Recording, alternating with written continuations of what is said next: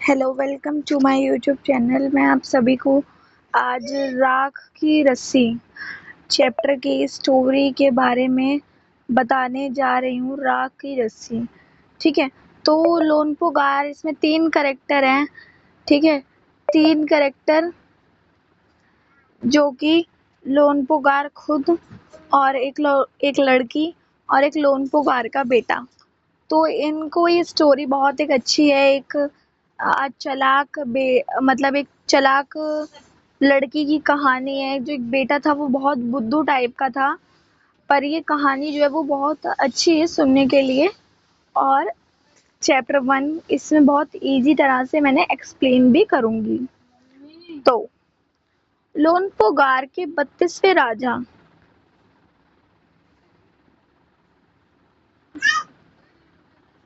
लोनपो गार तिब्बत के 32वें राजा के जो लोनपो गार हैं वो 32वें राजा सोनग वसेन गंपो के मंत्री थे। किसके मंत्री थे? सोनग वसेन गंपो के मंत्री थे। वह अपनी चालाकी और हाजिर जवाबी से दूर दूर तक मशहूर थे। कोई उनके सामने टिकता नहीं था। चैन की जिंदगी चल रही थी, मगर जब उनका बेटा बड़ा हुआ तो उनके लिए चिंता का विषय बना हुआ था। कारण यह था कि वह बहुत भोला था, होशियार था। उसे छूकर भी नहीं गई थी चालाकी। वह बहुत भोला था, होशियार, उसे छूकर भी नहीं गई थी। मतलब जो होशियारी थी वो उसको टच भी नहीं किया था उस होशियारी ने। बहुत सीधा, बहुत अच्छा। और उनका जो बेटा था वो बहुत सीधा था, तो उनका उससे काम नहीं चलने वाला था। तो लोनपो गार ने अपने बेटे को 100 भेड़ देते हुए कहा, तुम इन्हें लेकर के शहर जाओ, मगर इन्हें मारना या बेचना नहीं, और वापस आना तो 100 जौ की बोरी के साथ। अब बेटा जो था वो बहुत ज्यादा कंफ्यूज हो गया था कि वो कहाँ से जौ की बोरी लाता। जो एक प्रकार का जैसे गेहूं होता है वैसे ही होता है, ठीक है। जिसे इंग्लिश में मिलेट भी कहते हैं, ठीक है। और जो मतलब कितने 100 बोरी लाने के लिए कहा था, ठीक है। इसके बाद वह शहर को रवाना हो गया। रवाना का मतलब होता है चला गया। रवाना का मतलब होता है चला गया। लोनपो गार का बेटा शहर पहुंच गया, मगर इतने बोरे 100 जौ के बोरे खरीदने के उसके पास रुपए ही नहीं थे। तो मतलब उसके पास दिमाग भी नहीं था कि मैं 100 बोरी, मतलब जो 100 मेरे पास भेड़े हैं उनका मैं क्या करूं मैं उनका। और जो मतलब मैं 100 जौ की बोरी कहाँ से खरीदूं। तो उनके पास इतने पैसे ही नहीं थे। अब ये उनके लिए समस्या बन गई थी। वह सोचने विचारने लगे, सड़क के किनारे बैठ गए, मगर कोई हल नहीं समझ में आ रहा था। वह बहुत दुखी था। तभी तभी वहां से एक लड़की सामने आके खड़ी हुई। उसने उनसे पूछा कि क्या बात है तुम्हें, तुम इतना दुखी क्यों हो। लोनपो गार के बेटे ने अपना हाल कहा सुनाया, ठीक है। मतलब हाल कहा सुनाया मतलब उसने अपने बारे में सारी बातें बताई। इसमें इतना दुखी होने की कोई बात नहीं है, इसमें दुखी होने के लिए कोई बात नहीं है, मैं इसका हल निकाल देती हूँ। इतना कहकर लड़की ने भेड़ों को, मतलब जो उस लड़की थी उसने कहा कि इसमें तो कोई बात ही नहीं है, तुम्हारे पास जब भेड़े हैं तो तुम्हें 100 जौ की बोरी तो आराम से मिलेगी, ठीक है। उसने बाल उतारे और उन्हें बाजार में बेच दिया। अब जो मतलब भेड़े थी उनके बाल उतार दिए और उन्हें बाजार में बेच दिया, तो उन्हें पैसे मिले और उन्होंने उससे 100 जौ की बोरी खरीद कर उसे दे दी और कहा कि भाई इसे तुम वापस ले जाओ, ठीक है। अब हम कहाँ तक पढ़ चुके हैं? हम इस यहाँ से यहाँ तक पढ़ चुके हैं। लोनपो गार के बेटे को लगा कि उसके पिता बहुत खुश होंगे, मगर आप बीती उन्हें ध्यान नहीं दिया। वह उठकर कमरे के बाहर चले गए। दूसरे दिन वह उठकर कमरे से बाहर चले Received गए। दूसरे दिन उन्होंने 85 कहा बेटे को बुलाकर, rupees on पिछली बार Paytm. भेड़ों के बाल उतारकर बेचना मुझे जरा भी पसंद नहीं आया। तुम इन भेड़ों को दोबारा लेकर के जाओ और 100 जौ के बोरों के साथ ही लौटना। अब पिछली बार वाली कंडीशन दोबारा दे दी, पर अब तो बाल ही नहीं थे, तो क्या बेचता। ठीक है। तो अब इसलिए इसमें आगे सुनो, बहुत मजा आएगा। एक बार फिर निराश होकर लोनपुगार के बेटे ने शहर में उसी जगह जाकर बैठ गया। उसे यकीन था कि वो लड़की दोबारा आएगी और उसे मदद जरूर मिलेगी। अब भाई तुम पढ़ाई करने बैठोगे, तुम्हें कोई आने पढ़ाई नहीं आएगा तो नहीं, तो तुम्हें खुद ही पढ़ना पड़ेगा। फिर उसे यकीन था कि मैं पढ़ूंगा तो मुझे कुछ ना कुछ समझ में आ ही जाएगा। तो इसलिए वो वहां जाके बैठा और उसे फिर वो लड़की वापस वहां से निकलती हुई दिखी। ठीक है। और उसने अपने पिता की बोली हुई बात उसे दोबारा बताई। अब जो के बिना मैं गया तो मेरे पिता मुझे घर में घुसने नहीं देंगे। लड़की सोचकर बोली, एक तरीका है, भेड़ों के सींग काट दो। ठीक है। उसने भेड़ों के सींग काट दिए, उसे बाजार में बेचा, उसे अच्छी खासी कीमत मिली। लोनपुगार ने यह सौंप कर लड़की को उसके घर भेज दिया। जो सौ की बोरी उसने दोबारा खरीदी। लड़की ने कहा, तुम इसे घर ले जाओ। ठीक है, तुम्हारे पिता तुम्हें खुश हो जाएंगे और तुम्हें देने मतलब खुश हो जाएंगे और तुम्हें शाबाशी देंगे। तो भेड़े और जो के बोरों के साथ पिता के हवाले करते हुए लोनपुगार का बेटा बहुत खुश था। अपने विजय भाव की उसने सारी कहानी अपने पिता को सुना दी। सुनकर लोनपुगार बोले, लड़की से कहो कि 9 हाथ लंबी राख की रस्सी बनाकर दे। अब भाई कंडीशन तो बहुत ज्यादा हाई लेवल की थी, ऐसे कैसे हो सकता था। ठीक है, ये यहाँ से अब इसे यहाँ तक पढ़ो।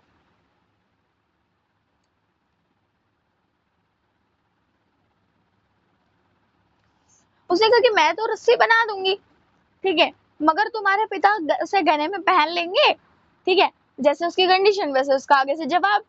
लोनपुगार ने सोचा कि ऐसी रस्सी बनाना असंभव है, इसलिए मैं लड़के की शर्त को मंजूर कर ली।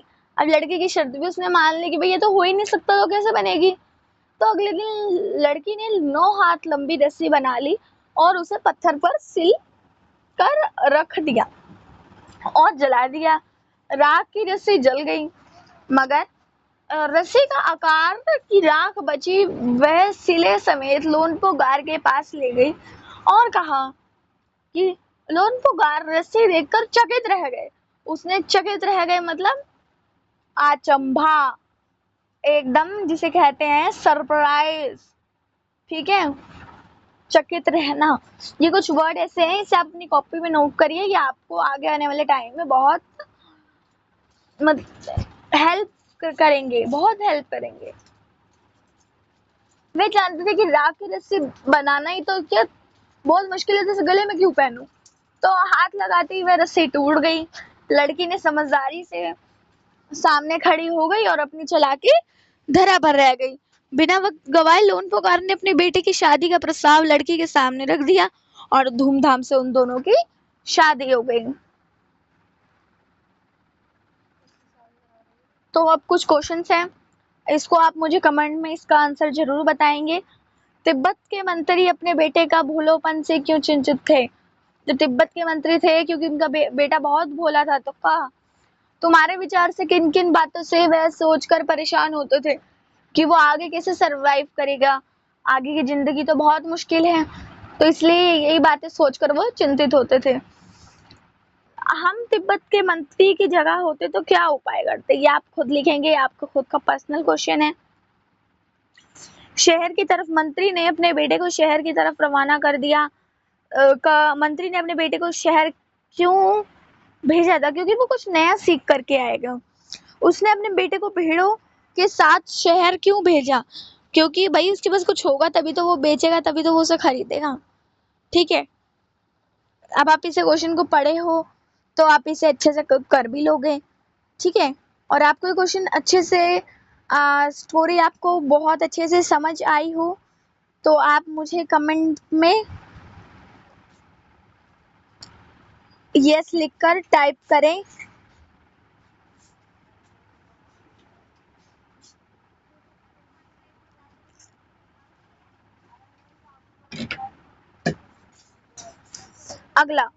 अगला आता है दुनिया की छत। इसी की एक छोटी सी स्टोरी है, तो इसको मैं आपको इसी में ही बता देती हूँ किसी भी लोक कथा को समझने के लिए उसके इलाके की जलवायु, रहन सहन, खान पान और संस्कृति को समझना बहुत उपयोगी होता है। जिस इलाके में वह लोक कथा सुनाई जाती है उसे राग की रस्सी का शीर्षक लोक कथा का तिब्बत से संबंधित है। ठीक है, अब वहां हमने राग की रस्सी पढ़ा। राग की रस्सी कौन सी जगह पे मतलब ये हुआ था, कहाँ हुआ था, इसको भी आप, ये क्वेश्चन नंबर 2 है, इसको आप मुझे जरूर कमेंट में बताएंगे कहाँ हुआ था। तिब्बत में कहाँ हुआ था, तिब्बत में। ठीक है, तो अब जिस दुनिया की छत कहा जाता है क्योंकि उस पे ऊंचे ऊंचे पहाड़ है, पठार है। अब पठार किसे कहते हैं? पठार कहते हैं प्लेट्यू। किसे कहते हैं? प्लेट्यू को। ये होता है, ये माउंटेन होता है, ये पठार होता है। इसका एक बहुत अच्छा एग्जाम्पल है कि मध्य प्रदेश का जो भोपाल है वो डेक्कन प्लेट्यू पर सिचुएटेड है। ठीक है, अब पठार जो जमीन के ऐसा भाग को कहा जाता है जिस जो मैदान से ऊंचे और पहाड़ से नीचे होते हैं। मैदान से ऊंचे हो गए, ठीक है, ये मैदान, ठीक है, मैदान से ऊंचा पहाड़ होता है। ठीक है, अब मैदान से ऊंचे भी हो गए और पहाड़ से नीचे भी हो गए, तो इसलिए ऐसे बनते हैं पठार। ठीक है, अब तिब्बत के पठार पर खड़े हैं ऊंचे ऊंचे पहाड़ जहाँ हिमालय का हिस्सा है। इन पर पहाड़ों को एक खासियत है कि यहाँ के रंग कहीं भूरे, काले, लाल, पीले, नीले, गुलाबी और गोरैया और हरे रंग के हैं। ठीक वैसे ही जैसे छोटे बच्चों अपने चित्रों में मन चाहे रंग भर देते हैं। इन पथरीले पहाड़ों को तरह तरह की मिट्टी और खनिज पदार्थ से जैसे दिखते हैं। सूरज की बढ़ती और घटती किरणों को पड़ने से वह पहाड़ अनोखे रंगों में चमकते हैं। अब यहाँ पे सूरज है, रेस पड़ेगी तो वो भाई अलग अलग जगह पे भी तो बनेंगे, अलग अलग अच्छी तरीके से, कैसे कलरफुल वो वहाँ का हिस्सा में दिखाई देगा। ठीक है, तिब्बत की हवा में नमी और बहुत कम, इस वजह से यहाँ बरसात और बर्फबारी कम होती है। अब तिब्बत जैसी जगह है कहाँ पर स्थित है, कुछ बता सकते हैं? इसका मैं एसएसटी का पॉइंट ऑफ व्यू से दिखाऊं तो ये हमारी अर्थ है, थोड़ा सॉरी इसका सर्कल अच्छे से नहीं बना है। ठीक है, अब यहाँ हमारा इक्वेटर है, ये जो ये वाली रेखा है इसको क्या कहते हैं? ट्रॉपिक ऑफ, क्या कहते हैं? Tropic of cancer. ठीक है, ट्रॉपिक ऑफ कैंसर के आसपास है, तो इसलिए ही अब यहाँ से ये ऊपर जाता जाएगा तो ठंडा होता जाएगा ना हिस्सा, तो यहाँ पर इस जगह पे कहीं तिब्बत सिचुएटेड है। ठीक है, तो अब यहाँ पर खुशक मोमबत्ती यानी खुशक मौसम और पेड़ पौधे और बहुत नमी रहती है। तिब्बत के पूर्वी भाग ऐसे जगह जहाँ घने जंगल पाए जाते हैं। उन्हें जंगलों को, अब जैसे देखो मैंने आपको बताया कि जहाँ अर्थ है, अर्थ में ट्रॉपिक ऑफ कैंसर में सिचुएटेड है, तो अब जैसे से ऊपर जाते जाएंगे ना तो ये भी ध्यान रखते हैं कि वहाँ पे पेड़ पौधे बहुत होते हैं। हाँ, क्योंकि अब इक्वेटर पे गर्मी पड़ेगी तो वहाँ बारिश आना इम्पॉसिबल हो जाता है थोड़ा सा। ठीक है, तो ऐसे ही उन जंगलों में पेड़ पौधे, पशु पक्षी की दुर्बल किस्मों के भी मिलते हैं और बहुत हाई लेवल के भी वहाँ पे एनिमल मिलते हैं। तिब्बत की मिट्टी कहीं रेतीली जगह, कहीं लाल, पीली, नीली तो कहीं काली भी होती है, मतलब कॉम्बिनेशन कलर होता है। तिब्बत में लगभग 1500 झीलें हैं। ये झीलें बनती हैं पहाड़ों की बर्फ पिघलने से। इनमें मानसरोवर झील का बहुत नाम है।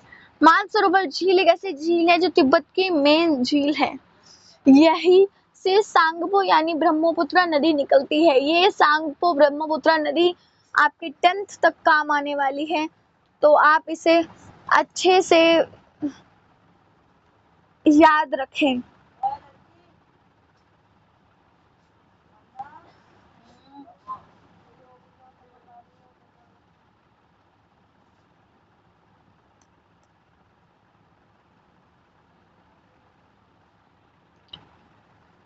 ब्रह्मपुत्र नदी सांगपो, ये आपको 10th तक में काम आने वाला है, बहुत मेन चीज है ब्रह्मपुत्र नदी। काफी ऊंचाई पर बसा होने के कारण तिब्बत बहुत ठंडा प्रदेश है। यहीं की सर्दी का तो हाल पूछो ही मत। अब भाई सर्दी होगी तो ऊपर के साइड पे तो हाल तो उसका मत ही पूछो, जैसे किसी फ्रिज में से निकाल कर ठंडी यहाँ पर रख दी गई हो। हवा चल रही होती है, इसलिए वहां पर हमेशा लोग भारी भरकम कपड़े पहने रखते हैं, गर्म कपड़े पहने रखते हैं। अब भाई जब ठंड होगी तो लोग कपड़े भी भारी पहनेंगे। तिब्बत के लोगों में घर बनने वाला एक अनोखी कारीगरी है। यहाँ की लकड़ियां बहुत बहुमंजिला घर बना देती हैं। लोग अब पत्थर, मिट्टी और सीमेंट के घर भी बनाने लगे हैं। जैसे जैसे डेवलपमेंट हो रही है वैसे वैसे वहां पे भी डेवलपमेंट हो रही है।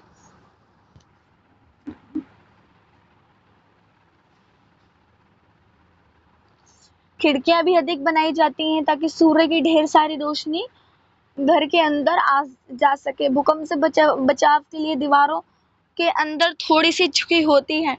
अब भाई भूकंप आएगा क्योंकि देखो थोड़ा थोड़ा ऐसे ऊपर ऊपर ग्लेस पोर्शन रहता है ना, वहां पे थोड़ा सा भूकंप आने का बहुत ज्यादा संभावना हो जाती है। तिब्बत का सबसे बड़ा शहर है लासा। ये भी एक बहुत मोस्ट इम्पोर्टेंट क्वेश्चन है 50 मेधावी में भी ये पूछा गया है। ठीक है, और कौन कितनी ऊंचाई पर है? 3650 मीटर। ठीक है, यह दुनिया की सबसे ऊंचा शहर माना जाता है। कपड़ों के खान पान के लिए यह आपका बाजार बहुत प्रसिद्ध है। लासा को तिब्बतियों का दिल माना जाता है। ठीक है, तो ये स्टोरी यहीं पे खत्म होती है। ठीक है, और थैंक्स फॉर वॉचिंग।